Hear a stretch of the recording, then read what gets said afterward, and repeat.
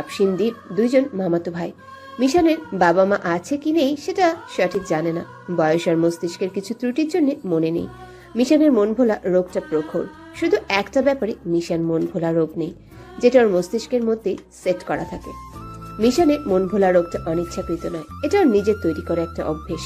ইচ্ছে করে অপ্রয়োজনীয় জিনিস ভুলে যেতে পছন্দ করে, আর সফলও হয়। ব্যাপারটা আজও হলেও ঘটনাটা সত্যি। হাতের পিস্তলটা ঘুরিয়ে ঘুরিয়ে পর্যবেক্ষণ শেষ করে একটা রুমাল দিয়ে পিস্তলটা মুছলো। মুছা শেষ করে রুমালটা পাশেই বিছিয়ে রাখলো। অতঃপর সেই রুমালের উপর পিস্তল রেখে তীব্র উঠে চলে গেল। আস্তে আস্তে হালকা কুয়াশাচ্ছন্ন অন্ধকারে মিলিয়ে গেল। একটা জুসের প্যাকেট হাতে নিয়ে স্ট্র মুখে দিয়ে জুস চুষে চুষে খাচ্ছে আর সামনের দিকে হাঁটছে। পাশেই তাপসিন মিশনের হাঁটার সঙ্গী হয়ে আছে আর কোল্ড ড্রিঙ্কস খাচ্ছে। আপি, পা ব্যথা করছে, চলো কোথাও বসি। কেমন ছেলে তুই? হ্যাঁ, এইটুকু পথ হেঁটেই হাঁপিয়ে গেলি। চল ফুটপাতেই বসি। চলো। এদিক ওদিক তাকাতাকি করে একটা ল্যাম্পপোস্টের নিচে বসলো দুজনে। বসে বসে কথা বলছে। এমন সময় মিশন খেয়াল করলো ওর বাম পাশে একটা রুমালের উপর পিস্তল। কোনো প্রকার বিব্রত বোধ না করে, কিছু না ভেবে পিস্তলটা হাতে নিল। মিশন ঘুরিয়ে ঘুরিয়ে দেখে বলে উঠল, বাহ, জোস তো। মিশনের হাতে পিস্তল দেখে তাপসিন খানিকটা হক চুকিয়ে গেল। আপি, পিস্তল কোথায় পেলে? আরে এটা এখানে ছিল। দেখে তো মনে হচ্ছে না এটা খেলনা। খেলনা পিস্তল না, অরিজিনাল। এত রাতে এটা এখানে কে ফেলে গেল? যেই ফেলুক প্ল্যানিং এর সাথেই ফেলেছে, ভুলে ফেলে যায়নি। কি করে বুঝলে? পিস্তলের নিচে থাকা রুমালটা মিশনের হাতে তুলে নিয়ে তাপসিনকে দেখালো। মিশন ভেঙচি মেরে বলল, দেখ, এই রুমালটা সুন্দর করে বিছানো ছিল এখানে, আর তার উপর পিস্তলটা। এটা একদম নতুন পিস্তল, ইউজ করা হয়নি, তার উপর ফুল লোড করা। তুমি তো এটা খুলেও দেখোনি, বুঝলে কি করে ফুল লোড? আরে হাতের অনুমান আছে না একটা, উইদাউট ম্যাগাজিন এটার ওজন হয়তো 21 আউন্স বা 1.31 pounds, and with loaded 15 magazine 30 ounce বা 1.785 পাউন্ডসই হবে। এটাই স্পষ্ট বোঝা যাচ্ছে ফুল লোড করা। জায়গায় রেখে দাও, আবার ফেসে যাব কোনো ঝামেলায়। এটা রেখে দিলে আরো বেশি ঝামেলাতে পড়ব। আমার আঙুলের ছাপ পাওয়া যাবে। বিকেলে খালি হাতে ধরে ফেলেছি, পাশের রুমালটা থাকা সত্ত্বেও।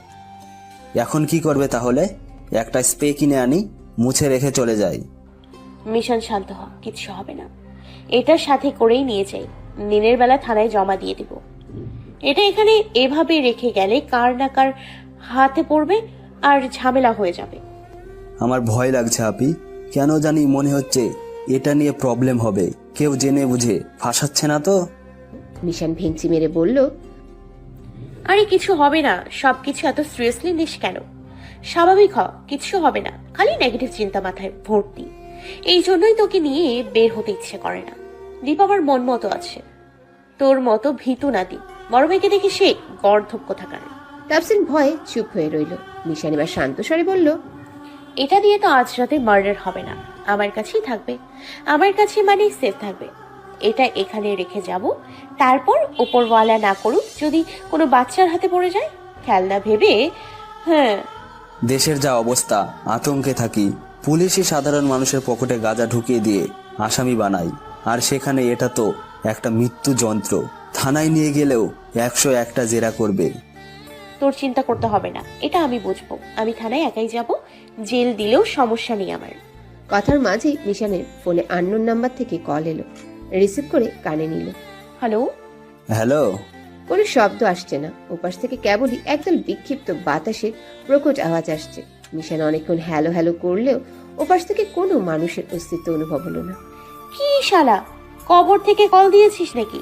নেট কম, কথা বোঝা যায় না? বাবা কি নতুন ফোন কিনে দিয়েছে? কল দিয়ে কথা বলিস না কেন? বকতে বকতে ওপাশ থেকে কলটা কেটে গেল। ফোন কান থেকে সরিয়ে পকেটে রাখলো। কি সব মানুষ রে এরা! কি হয়েছে আপি? আরে নিজে বুঝতে পারছি না। প্রতি রাতে এক একটা আননোন নাম্বার থেকে কল আসে, কিন্তু ওপাশের আওয়াজ একই রকম। প্রচন্ড বাতাসের মতো তীব্র প্রকট আওয়াজ কানের পর্দাতে বিঁধে পড়ে। কোনো মানুষ কথা বলে না, আমি শিওর এসব নম্বরগুলো মালিক একজনই হবে, কিন্তু কে সে সেটাই বুঝতে পারছি না। অসহায় ভঙ্গিতে তাপসিন বলল, আপি, বল। আমার কাছে কেমন জানি রহস্যময় লাগছে ব্যাপারটা। কোনো বিপদে ফেসে যাব না তো আমরা? ফজরের আজানের পর তীব্র বাড়িতে এসে উপস্থিত হয়। বাড়ির বাইরে সিকিউরিটি তীব্রকে দেখে দাঁড়িয়ে পড়ে। কারেন্টের গতিতে গেট খুলে দেয়। গাড়ি ছাড়া হেঁটে হেঁটে বাড়িতে এসেছে। সিকিউরিটি কিছু বলতে যেও চুপ হয়ে গেল তীব্র চোখের ইশারায়। হাত থেকে সিগারেট মাটিতে ফেলে পা দিয়ে পিষে ভেতরে প্রবেশ করলো। তীব্রর মা নামাজ পড়ে ড্রয়িং রুমে বসে তসবি পড়ছিল। তীব্রকে দেখে দেহে প্রাণ ফিরে এলো। তীব্র কথা না বলুক, ওকে একটা নজর দেখলেই তার দেহে প্রাণ বসবাস করে। যতক্ষণ তীব্র বাইরে থাকে তার ভেতরে ঝড় চলে। তুমি ঘুমাওনি রাতে? ঘুমিয়েছিলাম তো। চোখ দেখে মনে হচ্ছে তো না? না মানে নামাজ পড়তে উঠেছিলাম তো, তারপর আর ঘুম হয়নি। তাই রেহানাকে বলেছি 1 কাপ চা দিতে, খেয়ে আবার ঘুমিয়ে যাব। মা, তুমি আমাকে শিখিও না। তোমাকে আমি লাস্ট ওয়ার্নিং দিচ্ছি। নেক্সট টাইম যদি দেখি রাতে না ঘুমিয়ে জেগে জেগে কাটিয়ে দিয়েছো, আমি প্রমিস করছি আমি বাড়ি ছেড়ে কোর্টে গিয়ে থাকবো, তোমাদের সাথে থাকবো না। ওরকম করে বলিস না বাবা, তোর জন্য চিন্তা হয় খুব। তুই এত রাত করে ফিরিস, বেশিরভাগ সময় রাত পোহালে ফিরিস, খুব টেনশন হয় রে বাবা। কিসের চিন্তা মা? আমি কি 71 যুদ্ধে যাচ্ছি? পুলিশের চাকরি মানুষ করে না? বাবার বেলায় কি একই কাজ করতে? আমাকে ভুলভাল এক্সকিউজ দেখাবে না বললাম কিন্তু। মাকে চোখ রাঙিয়ে নিজের রুমে চলে গেল। আর রুমে ঢুকেই প্রথম কাজ হলো ভেতর থেকে দরজা লক করে দেওয়া। তীব্র সবসময় নিজের মতো করে থাকে। সাদাসিধে জীবন ওর। একজন এসপির লাইফস্টাইল যেমন হওয়ার কথা, তার কিঞ্চিত বিশেষত্বও দেখা যায় না ওর মধ্যে। বাবার পেনশনের পুরো টাকা দিয়ে ঢাকা একটা বড় করে বাড়ি করেছে তীব্রর মায়ের বোনের মতো করে। তীব্রর ঘরটা অনেক বড় হলেও এর ভেতর কেমন অদ্ভুত ডেকোরেশন। থাই গ্লাস দিয়ে কয়েকটা ছোট ছোট কেবিনের মতো করা রুমের ভেতরে। একপাশে বিভিন্ন ইলেকট্রিক ডিভাইস পর্যায়ক্রমে সাজানো, আরেক পাশে হোয়াইট বোর্ড, যার চারিপাশে বিভিন্ন নিউজ পেপারের অংশ ছড়িয়ে ছিটিয়ে আছে। আরেক পাশে শুধু একটা পড়ার টেবিলের মতো, আর চারিপাশে বুক সেলফ দিয়ে ঘেরাও করা। আরেক পাশের কেবিনে সিঙ্গেল খাট একটা, আর ওয়াল কেবিনেট আরেকটা কাপড় রাখার স্ট্যান্ড। এই কেবিনের সাথে একটা অ্যাটাচড ওয়াশরুম। পুরো রুমে একটাই জানালা আছে। জানালার এই পাশে কোনো কেবিন করা হয়নি। এতগুলো কেবিনের ভিড়ে অংশটুকু একটা করিডোরের মতো লাগে। জানালা ঘেঁষে একটা ছোট্ট গোল টি টেবিল আর একটা সোফা। পুরো বাড়িতে তীব্রর এই অংশটুকুতেই তীব্র ছাড়া আর কারো পা পড়ে না। ঘর পরিষ্কার করার প্রয়োজন হলে নিজ দায়িত্বে করে নেয়। কাউকে রুমে ঢুকতে দেওয়ার মতো রিস্ক তীব্র নেয় না, কারণ অনেক দরকার ইনফরমেশন তীব্র রুমে ছড়ানো ছিটানো থাকে। তীব্র বাদে সবার কাছে ঘরটা একটা রহস্যময় ঘর। এই ঘরের ভিতর কি আছে, কেমন তার নকশা, সেটা শুধু তীব্র জানে। আর যাকে দিয়ে ভেতরের এই নকশা করেছে সে জানে। এই ঘরে তীব্র ছাড়া আর একজনের পা পড়েছে, কিন্তু 2 বছর আগে তার আশাও বন্ধ হয়েছে। রুমটা ডিভাইস সিস্টেম করে সিকিউরিটি লক করা। এই রুমটা খুলতে হয় তীব্রর ফিঙ্গারপ্রিন্ট লাগবে, না হয় সিক্রেট পিনকোড। রুম থেকে বেরিয়ে রুম লক করে রেখে যায়, ভেতরে ঢুকেও লক করে রেখে দেয়। বাই এনি চান্স তীব্র যদি ঘরের ভেতর মরেও থাকে, ওকে উদ্ধার করা বড্ড জটিল হয়ে পড়বে। তার মধ্যে এই রুমের আশেপাশে কোনো বারান্দাও নেই।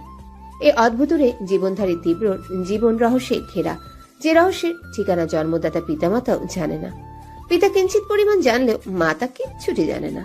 ঘুম আসছে না, তবু ঘুমাতে হবে শরীর সুস্থ রাখার জন্য। স্লিপিং পিল খেয়ে কয়েক মিনিটের মধ্যেই চোখের পাতা লেগে আসে।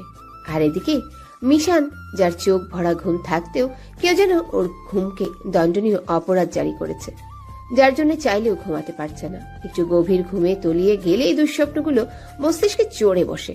মিশানের মামা একজন সেনাবাহিনীর কর্নেল অফিসার, দীপ একজন সিনিয়র রিসার্চ ফার্মাসিস্ট, আর তাপসিন লেখাপড়া করছে, ইন্টার সেকেন্ড ইয়ারে উঠেছে কেবল। আর মিশান খায় দায় ছন্নমতি হয়ে ঘুরে ফিরে। এটাই ওর জীবন। মা মামির কাছে তাদের ছেলের থেকেও মিশান প্রিয়, কিন্তু এটা মিশানের পছন্দ নয়। ছোটবেলা থেকে কিছু চাওয়ার আগেই মামা মামি সেটা দিয়ে হাজির। এতে মিশান খুশি না হয়ে বিরক্ত বোধ করে। মামা মামি ব্যাপারটা স্বাভাবিক ভাবেই নেয়, কারণ মিশানের জীবনের সাথে এমনটাই মানানসই। মিশানের একটা অদ্ভুত ব্যাপার হলো, রুমে এত সুন্দর খাট থাকতে ঘরের এক কোণে একটা ফ্লোর বেডে শুয়ে বসে দিন কাটে মিশানের।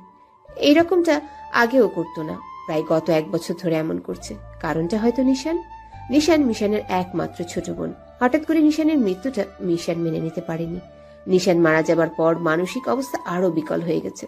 পুরো রুমে নিশানের অস্তিত্ব অনুভব করে, যেদিকে তাকায় শুধুই নিশানকে দেখতে পায়। ছোটবেলা থেকে বাবা মা হারিয়ে অর্ধেক সাইকো হয়েছে নিশান, আর নিশান মারা যাবার পরে পুরো সাইকো হতে বাদ নেই। এত আঘাতও নিতে পারছে না, সোজা কথা। নিশান মিশানের একমাত্র কলিজার টুকরা, ওর পুরো পৃথিবী ছিল নিশান। প্রার্থনা জুড়ে শুধু নিশানের মঙ্গল কামনা ছিল। নিশানের জীবন আর 5টা মানুষের মতো স্বাভাবিক ছিল না।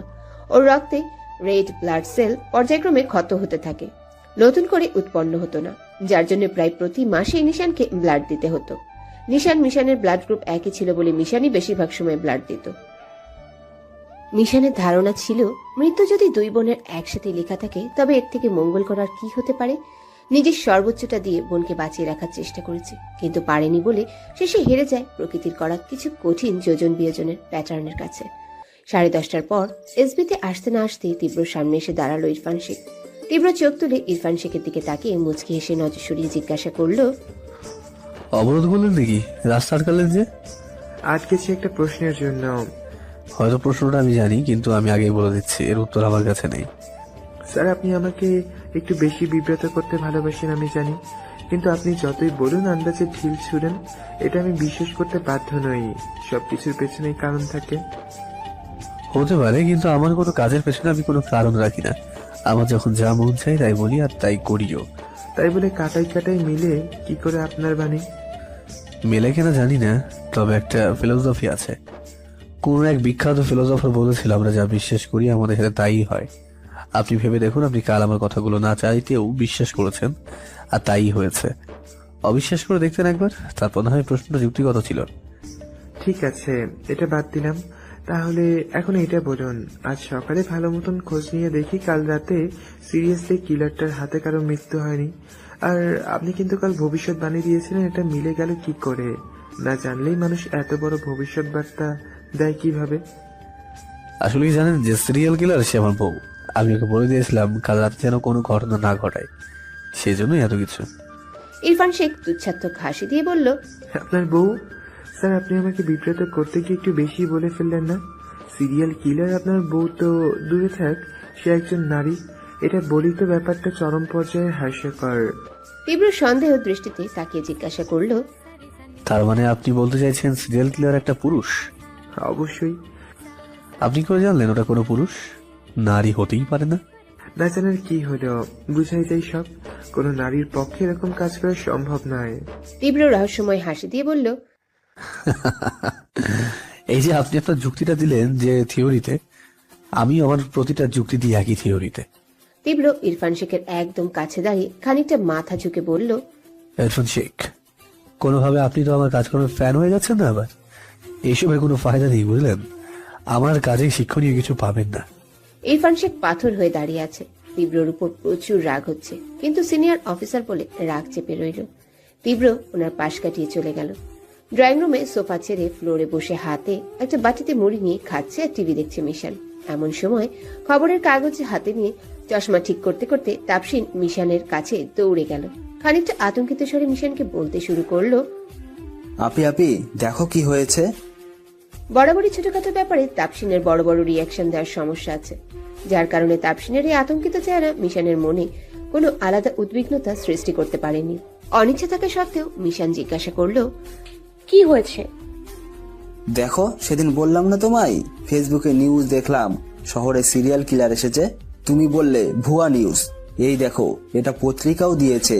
আর সিরিয়াল কিলারের মার্ডারের সংখ্যা প্রতি রাতে বেড়ে চলেছে। রাষ্ট্রমন্ত্রী এক আলোচনা সভাতে জানিয়েছেন উনি স্পেশাল ব্রাঞ্চের পুলিশের ওপর দায়িত্ব দিয়েছেন। আশা করা যাচ্ছে অতি শীঘ্রই আসামি ধরা পড়বে। বেল পাকলে কাকে কি? আসামি ধরা পড়লেই কি না পড়লেই কি, আমাদের কিছু যায় আসে না। যায় আসে না মানে? এই যে রাত বিরিতে আমরা মাঝরাতে বাড়ির বাইরে বের হই গাড়ি সিকিউরিটি ছাড়া, যদি সিরিয়াল কিলার এসে অ্যাটাক করে আমাদের ওপর? ঠিক আছে, এখন থেকে আমি একাই বের হব, তোদের কারোর যেতে হবে না আমার সাথে। আপি, তুমি বুঝতে পারছো না ব্যাপারটা, আমি তোমাকে বুঝিয়ে বলছি, শোনো প্লিজ। এক কাজ কর, তার আগে আমার বাটিতে মুড়িগুলো শেষ হয়েছে, তুই নিজে গিয়ে আর কয়েকটা মুড়ি নিয়ে আয়, আর মিমিকে বল আমার রুমের লক খুলে দিতে। না, তার আগে কথা শোনো। কি শুনবো? টিভিতে তো দেখলাম এই নিউজ, অনবরত প্রতিটা নিউজে বলছে সবাইকে সাবধান হতে, শহর মৃত্যুপুরী হয়েছে, রাত হলে সিরিয়াল কিলার শহরে অবতরণ করছে, আরো নানান কথা। তাহলে শুনেছই। তাপসিন বাটি হাতে নিয়ে উঠে পড়ল। আর শোন, বলো। আমার মোবাইলটা যেন কোথায় রেখেছি খুঁজে পাচ্ছি না, দেখ তো। কোথায় রেখেছো? আর কোথায় খুঁজবো এত বড় বাড়িতে? আরে বাসাতে কাজের লোক আছে না, কি জানি নাম, তাকে বল খুঁজতে। তুমি যে কি মিশান আপি? কথা বাদ দিয়ে যা তো, মোবাইলটা দরকার। তাহলে আমারটা নাও। আরে মুশকিল তো, আমি কি নাম্বার মুখস্থ করে রেখেছি নাকি কল করব? দীপ ভাইয়া ছাড়া তুমি আর কাকে কল দাও? আমার ফোনে তো ভাইয়ার নাম্বার আছেই। মিশান চোখ বন্ধ করে দাঁত চেপে বলল, তাপসিন বেশি বোঝা কিন্তু ভালো না। যেটা বলছি সেটা করো। তাপসিন ভয় পেয়ে চলে গেল সামনের দিকে। কিচেনে মাকে গিয়ে মুড়ির কথা বলে মিশানের মোবাইলের খোঁজে ছুটাছুটি শুরু করেছে। তাপসিন স্থান ত্যাগ করার পর মিশান সোফাতে উঠে বসে সোফার কুশন সরিয়ে মোবাইল বের করলো। মোবাইলটা হাতে নিয়ে মোবাইলের ব্যাক কভার খুলে সেখান থেকে একটা ছোট্ট পাসপোর্ট সাইজের ছবি বের করে গভীর পর্যবেক্ষণের সাথে দেখতে লাগলো। আর কিছু একটা ভাবনায় ডুবে গেল। দুদিন কেটে যেতেই তীব্র র্যাবে পোস্টিং কনফার্ম হলো। কনফার্মেশন লেটার হাতে নিয়ে বেরিয়ে যাবে এমন সময় আবার সেই মিটিং। শেষবারের মতো মিটিং এ জয়েনের অনুরোধ করা হলো তীব্রকে। মন না চাইতেও বিরক্তি নিয়ে ইচ্ছে করে মিটিং এ লেট করে এন্ট্রি নিল। এত লেট কেন তীব্র? সময়ের প্রতি একটু রেসপন্সিবল হতে পারো।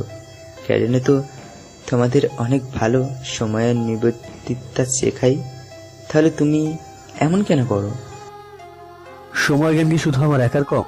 আর একটা কথা, আমি এখন এসবির প্রোডাক্ট না, একটু আগে যেভাবে কনভার্ট হয়ে গেছি। যদিও কাল সকাল থেকে কালো পোশাক পরে বের হব, তারপরেও এখন আমি সিভিলে নেই। ধরতে গেলে আমি এখন বাইরের মানুষ, এসবির আত্মীয়। তারপরেও কেন আমাকে আপনাদের মিটিং এ ডাকা হয়েছে? তীব্র, সামনে যেসব মিশন আসে সেগুলো ক্যান্সেল করো, আর যেটা বলেছি সেটাতে ফোকাস করো। দেশের অবস্থা খুবই খারাপ। এই সিরিয়াল কিলারের ব্যাপারটা যতই ধামাচাপা দিয়ে রাখতে চাইছি, ততই যেন লোক জানাজানি হচ্ছে। এদিকে স্বরাষ্ট্রমন্ত্রীর চাপ, আর একদিকে মিডিয়ার সাংবাদিক। এগুলোর কৈফিয়ত দিতে দিতে আমরা হাঁপিয়ে গেছি। আসামি ধরার মতো কোনো ক্লু খুঁজে পাচ্ছি না। আসামিতে দূর থাক, কেউ কেউ ভাবছে এগুলো পুলিশদের কাজ। এসব আমাকে বলছেন কেন? আমি কি পুলিশ? আমি এখন র্যাব। তীব্র, বোঝার চেষ্টা করছো না কেন? একজন সিনিয়র অফিসার হয়ে রিকোয়েস্ট করছি তোমার, তারপরেও তুমি আসছো তোমার তালে। বেয়াদবি কি করেছি স্যার? প্লিজ স্যার, অন্তত এই বেয়াদবির কারণে আমাকে সাসপেন্ড করে দেওয়া হোক, প্লিজ স্যার। মোশাররফ হোসেন ব্যর্থতার নিঃশ্বাস ছেড়ে মাথা নিচু করে চুপ করে রইল। তীব্রকে কখনোই কোনো কিছুই বোঝানো যায় না। ও নিজে যেটা ঠিক করবে সেটাই করবে। স্যার, আমি এক কথার মানুষ। একবার যখন বলেছি আমি চেষ্টা করবো ক্রিমিনালকে ধরতে, না পারলেও শনাক্ত করার। তারপরেও কেন এত টেনশন আপনাদের? তীব্র, ইটস এন এমার্জেন্সি।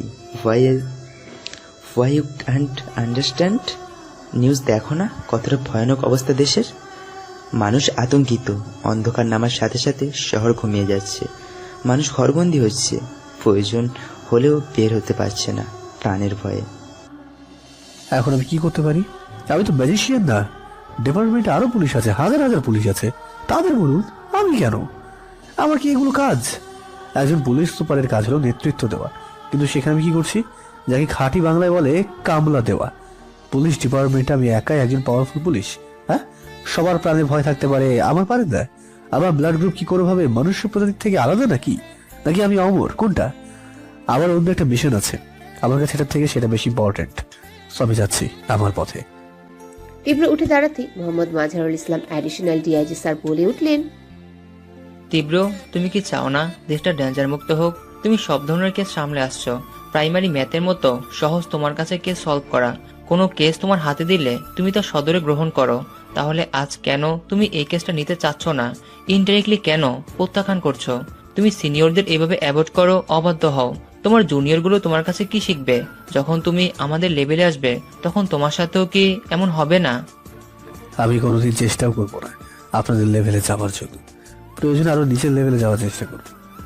তুমি তো এসপি হতে চাওনি, হওনি এসপি, এমনকি পুলিশের চাকরিও করতে চাও না, করতে হচ্ছে না চাকরি। এসব কৈফিয়ত দিতে হবে না। তুমি শুধু এইটুকু বলো, কেন তুমি এই কেসটা পরোক্ষভাবে এড়িয়ে যাচ্ছ? আমরা কি যার যার মতো অন্য কিছু ভেবে নিব? কোনো উত্তর না দিয়ে রাগী নিঃশ্বাস